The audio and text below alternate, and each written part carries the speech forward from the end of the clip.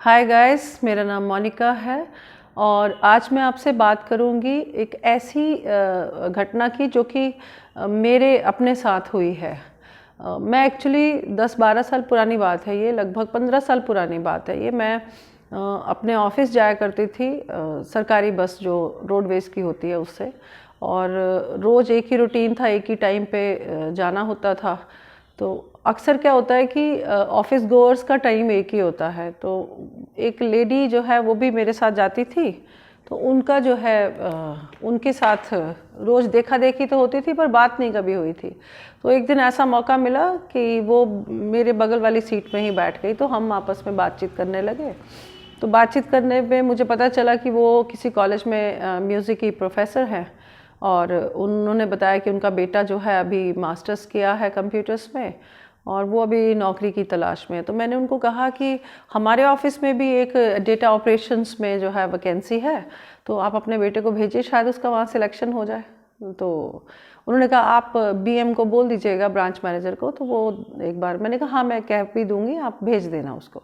खैर, उस लड़के का इंटरव्यू हो गया, सब कुछ ठीक ठाक हुआ और उसके बाद उसने ज्वाइन कर लिया, वो काम करने लगा और हमारा रूटीन वही, रोज़ ऑफिस जाना, काम करना, घर आना। तो ऐसे समय बीतता गया, 5-6 महीने हुए। उसके बाद अचानक मुझे बाकी के ऑफिस के लड़कों ने बताया कि मैम वो जो लड़का नहीं है जो हाँ डेटा बैक एंड ऑफिस में काम करता। मैंने कहा हाँ। कहते उसके ना फादर बड़े लंबे समय से बीमार थे, उनकी डेथ हो गई। मैंने कहा ओहो, बड़ा बुरा हुआ ये तो। चलो, तो ये बातें होने लगी कि बहुत दुखी थे वो, बहुत कष्ट में थे, बहुत दिनों से उनका इलाज चल रहा था, तो चलो उनका कष्ट ही कटा है वो तो इस तरह से जो है ये सब बातचीत हुई। खैर, फिर दोबारा ज़िंदगी वही, हम लोग आपस में मतलब फिर वही काम करने लगे। वो वापस आ गया ऑफिस में और जो रूटीन होता है वैसे चालू हो गया। और एक दिन क्या हुआ कि लगभग साल 1.5 साल बाद जो है फ़ोन आया कि उसके मदर की डेथ हो गई, उनको हार्ट अटैक हो गया। तो हम लोग को बड़ा वो हुआ कि अरे, वो तो अभी वर्किंग लेडी थी, तो बताया कि हाँ उनको साइलेंट अटैक आया है। और फिर ये तय हुआ कि चलो सब लोग जो हैं अफसोस करने जाएंगे। तो इस तरह से जो है हम लोग अपना 10-15 दिन बाद फिर वो वापस ऑफिस में आ गया और फिर दोबारा हम अपने अपनी ज़िंदगी में मस्त हो गए। तो जैसा होता ही अक्सर यही होता है हमारे इर्द गिर्द, अगर कुछ ऐसा होता है तो हम क्या करते हैं, बहुत ज़्यादा करते हैं, अफसोस कराए, भोग पे चले गए, क्रिया में चले गए और फिर दोबारा हम अपने अपने घर परिवार, अपनी नौकरी, बिजनेस, व्यवसाय में बिजी हो जाते हैं। वही हुआ हमारे साथ भी, हम भी अपना अपना मस्त हो गए। तो मैं अपने ऑफिस में सबसे ज़्यादा उम्र की महिला थी और ज़्यादातर लड़के ही काम करते थे। और मेरा अक्सर जो है लंच का कोई टाइम नहीं होता था, मुझे जब भूख लगती थी मैं तब खाना खाती थी। तो मेरा काम भी ट्रेनिंग का था, तो मेरे ऊपर कोई ऐसा कंपल्शन भी नहीं था।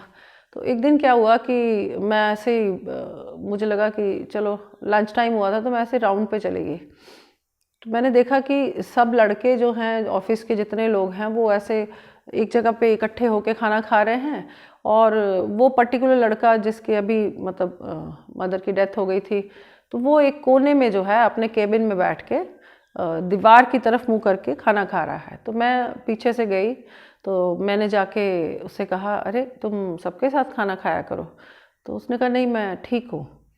तो अचानक मेरा ध्यान उसके टिफ़िन पे गया, तो मैंने इग्नोर किया। उसने ना धीरे से अपने टिफ़िन को ना ऐसे छिपाने की कोशिश की, तो मैंने भी इग्नोर कर दिया कि जैसे मैंने कुछ देखा नहीं, और मैं मुड़ के जो है अपने ऑफिस की तरफ आ गई।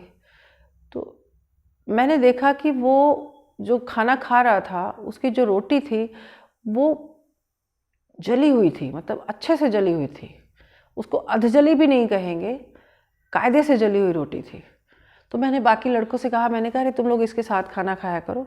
तो उन्होंने कहा नहीं मैम, पहले तो ये हमारे साथ ही खाता पीता था और पहले तो हमसे घुल मिल के रहता था, पर जब से इसकी मदर की डेथ हुई है ये हमसे ज़्यादा बातचीत नहीं करता, बस आता है और काम करता है ऑफिस से और फिर चला जाता है। तो मैंने कहा कोशिश किया करो। कहते नहीं, ये बड़ा लोनर सा हो गया है, मतलब ज़्यादा हमसे घुलता मिलता नहीं, अब अकेला ही रहता है। हमने 2-3 बार ट्राई भी किया बट ये हमसे कटता है। मैंने कहा अच्छा चलो ठीक है। मैंने बहाने बहाने से उसको अपने ऑफिस में बुलाना, और जब मेरा लंच टाइम होता था तो मैंने उसको कहना कि तुम यहीं बैठो ना, यहीं खा लो, कोई बात नहीं। तो क्योंकि मैंने उसका वो टिफ़िन देख लिया था, तो मुझे अंदर से ऐसा लगता था कि चलो ये मेरे साथ खाना खा ले, तो कम से कम एक टाइम बढ़िया खाना खाएगा। और हुआ क्या कि एक दिन हमारा ना ऑफिस में काम का कोई मूड नहीं था उस दिन, पता नहीं बारिश वारिश हो रही थी, कुछ ऐसा कोई विशेष वर्कलोड था नहीं, तो सब लोग बैठ के ऐसे गप्पे गुप्पे मार रहे थे। तो ये हुआ कि चलो समोसे मंगा के खाते हैं, तो ऐसे खाया पिया, बड़ा लाइट से मूड में थे सब लोग। तो ये हुआ कि चलो अब आज कुछ काम तो है नहीं, तो मैंने उसको अपने ऑफिस में बैठा लिया। तो मैं उससे बातें करने लगी। जब मैं उससे बातें करने लगी तो धीरे धीरे जो है वो मेरे से, हमने चाय मंगा ली, चाय वाय पीने लगे। तो मैंने उससे कहा, मैंने कहा तुम्हारे घर में कौन कौन है? तो उसने कहा कि मैम मैं अपने पेरेंट्स का अकेली संतान था। तो मैंने कहा अच्छा, तो और अभी कैसे, मतलब तुम्हारा रूटीन क्या है? उसने कहा कि मैं सुबह आता हूँ ऑफिस, घर लॉक कर आता हूँ, और फिर जब मैं शाम को जाता हूँ तो फिर मैं अपना लॉक खोलता हूँ, फिर अपना जो भी खाना पीना करता हूँ, बनाता हूँ, खाता हूँ, और फिर अगले दिन की रूटीन जैसे होती है वही तैयारी करने लगता हूँ। तो मैंने कहा तुम अपनी थोड़े दिन के लिए, जैसे अपनी कोई जो आपके रिलेटिव्स हैं, जो क्लोज रिलेटिव्स होते हैं, भाई बहन होते हैं, तो बोले चूँकि मैं अकेली संतान हूँ तो मैं, मेरा अपना तो सगा तो कोई भाई बहन है नहीं, और मेरी मदर एक्चुअली, मेरे नाना जी बहुत पहले मर गए थे, तो मेरी माँ भी अकेली थी, और इस वजह से जो है मेरी कोई मासी या मामा नहीं है, तो उनकी कोई फैमिली नहीं है। तो मैंने कहा बाकी परिवार में, जैसे गांव में, कहते गांव मेरा कोई है नहीं, हम लोग यही शहर में ही पैदा हुए थे, और पापा जो थे वो, उनके एक भाई थे, वो कलकत्ता में कहीं रहते थे, और वो भी उनकी डेथ भी बहुत पहले हो गई थी, वो थोड़े पापा से ज़्यादा बड़े थे, और उनके आगे बच्चे बच्चे हैं, तो उनसे मेरा कोई ज़्यादा नहीं, वो कभी आए गए भी नहीं। और वैसे इधर जब से मम्मी की डेथ हुई तो मैंने उनसे कई बार कोशिश भी की है, तो कोई ख़ास मुझे रिस्पांस भी नहीं मिला। तो मैं बड़ी परेशान सी हो गई कि भाई अब ऐसा, अब उसकी, क्योंकि मैंने उस दिन खाना देख लिया था, उसकी रोटियां जली हुई देख ली थी, तो मुझे बड़ा अजीब सा लग रहा था। तो मैंने उसको कहा, मैंने कहा तुम शादी कर लो। तो उसने कहा कि मैं एकदम अकेला हूँ, और मेरी कोई मासी नहीं, मेरी कोई बुआ नहीं, मेरा कोई दादा दादी नहीं, मेरा कोई सगा भाई बहन नहीं, तो कौन करेगा मुझसे शादी? और मैं भी बड़ी परेशान सी हो गई कि हम इसकी हेल्प कैसे करें। खैर, हम मैं कुछ कर भी नहीं सकती थी। ऐसे समय बीतने लगा। तो थोड़े दिन बाद मैं वहाँ उस ऑफ़िस से, मेरा ऑफ़िस चेंज हो गया। तो जब वहाँ से चेंज हो गया तो मैंने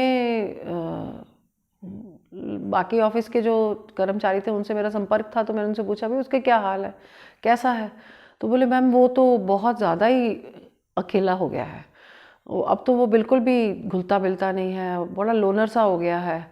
तो मैंने कहा अच्छा मैं ऑफिस तो नहीं आऊँगी, मैं उसको कोशिश करती हूँ मिलने की। तो कहते हाँ मैम आप ज़रूर मिलिए उसको। मैंने उससे ऐसे एक दिन जो है बाहर ही मुलाकात की, मैंने उसको बुलाया, हम एक जगह बैठे, तो मैं उससे बातें करने लगी, कैसा है क्या है। उसकी मदर को गुजरे हुए लगभग एक साल हो गया था। लगभग एक साल हो गया था। तो मैंने उसको अपने पास बुलाया जब, तो हम ऐसे खाना वाना खाए, तो बातें करने लगे।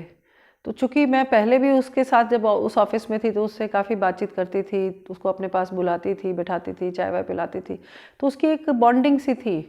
तो जब उस दिन मैं उससे बात कर रही थी तो वो अचानक फपक फपक के रोने लगा।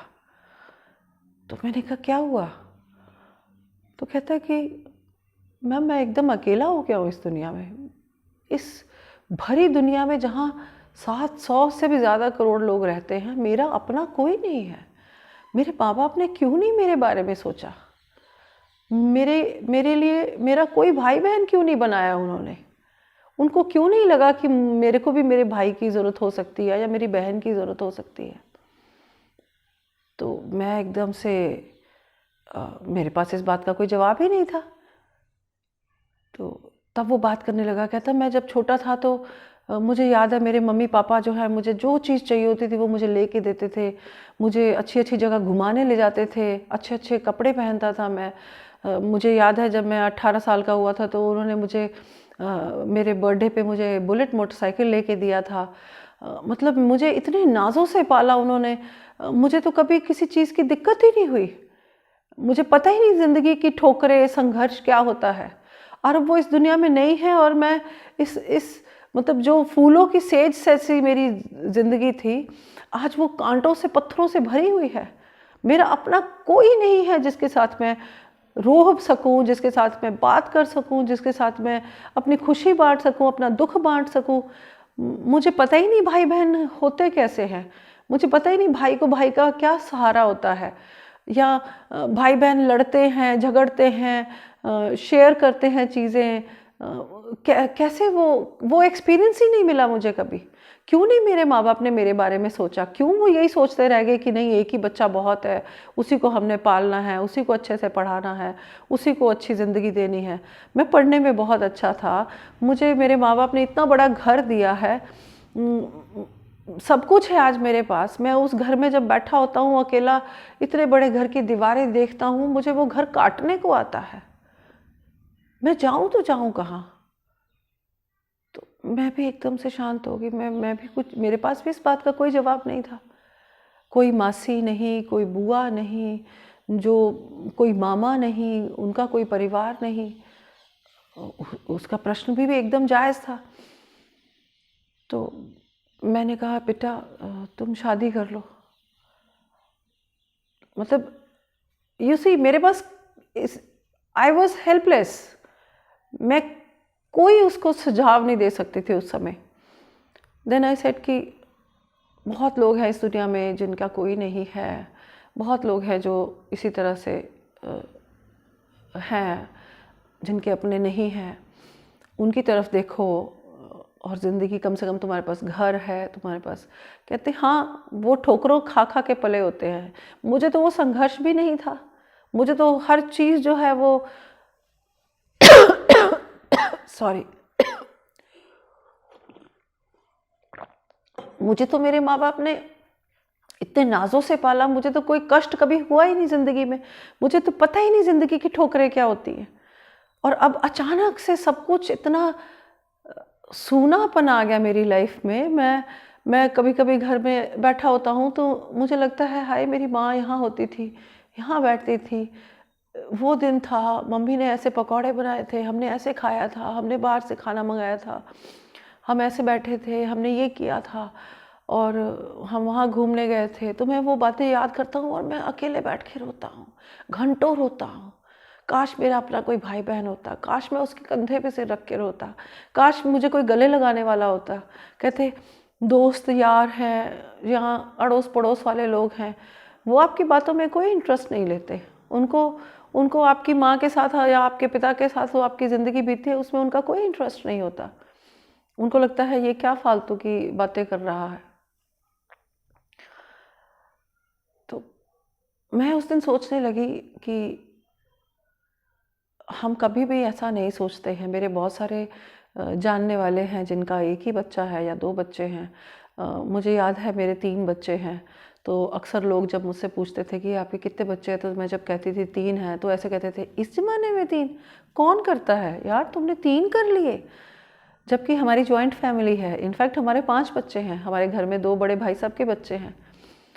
तो मैं देखती हूँ कि हमारे बच्चे मतलब अगर मैं घर पे नहीं हूँ तो वो मुझे मिस नहीं करेंगे। दादी है तो भी ठीक है, मैं हूँ तो भी ठीक है, नहीं हूँ तो भी ठीक है। मतलब उनको एक दूसरे का इतना सपोर्ट है, इतना सहारा है एक दूसरे का।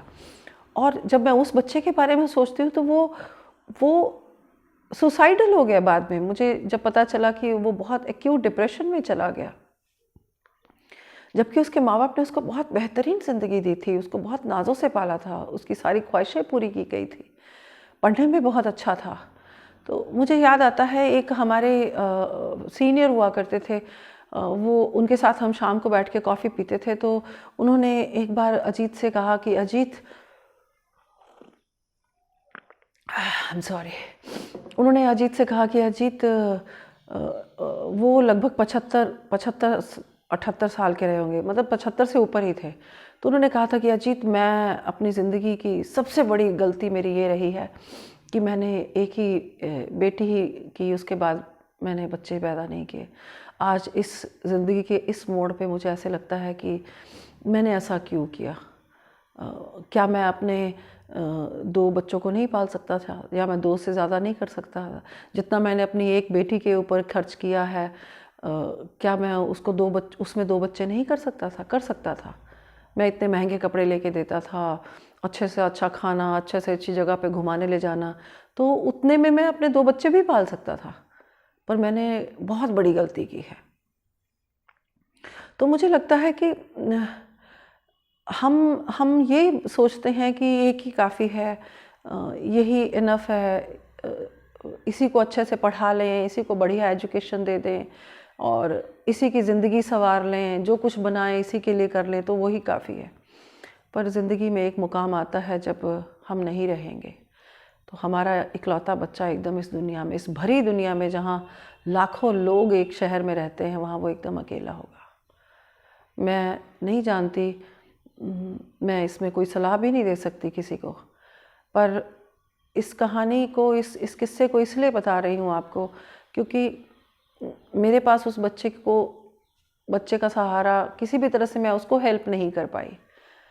वो एकदम लोनर हो गया था, मैं कुछ भी नहीं कर पाई। उसके माँ बाप इस दुनिया में चले गए थे, उसके माँ बाप ने उसको एक बहुत आलीशान घर दिया था, बट जो उसको चाहिए था, उसने रोते हुए कहा था कि मेरे को किसी ने आज तक राखी नहीं बांधी, मुझे पता ही नहीं बहन क्या चीज़ होती है। मैं सुनता था कि 2 भाई होते हैं, अगर एक भाई की कहीं लड़ाई हो जाती है तो दूसरा भाई भागा जाता है उसके लिए कि मेरा भाई जो है मुसीबत में है। मुझे पता ही नहीं भाई क्या चीज़ होती है, मुझे पता ही नहीं बहन का प्यार क्या होता है, भाई बहन का झगड़ा क्या होता है। मैं इसमें आई डोंट नो, मैं इसमें कोई सलाह सुझाव किसी को नहीं दे सकती।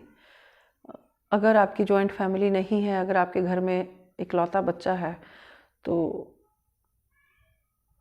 पता नहीं, मुझे नहीं समझ आता मैं क्या आपको कहूँ इस बारे में।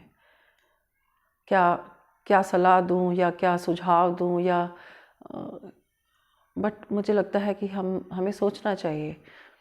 हम एक बच्चे को जितना कर रहे हैं, एक बच्चे के ऊपर जितना खर्च कर रहे हैं, जितना एक ही बच्चे के ऊपर हम अपना पूरा जोर लगा रहे हैं, क्या वो बच्चा अकेले हमारे ना रहने पर इस ज़िंदगी को उतनी उमंग से जी पाएगा जितना हमें लगता है?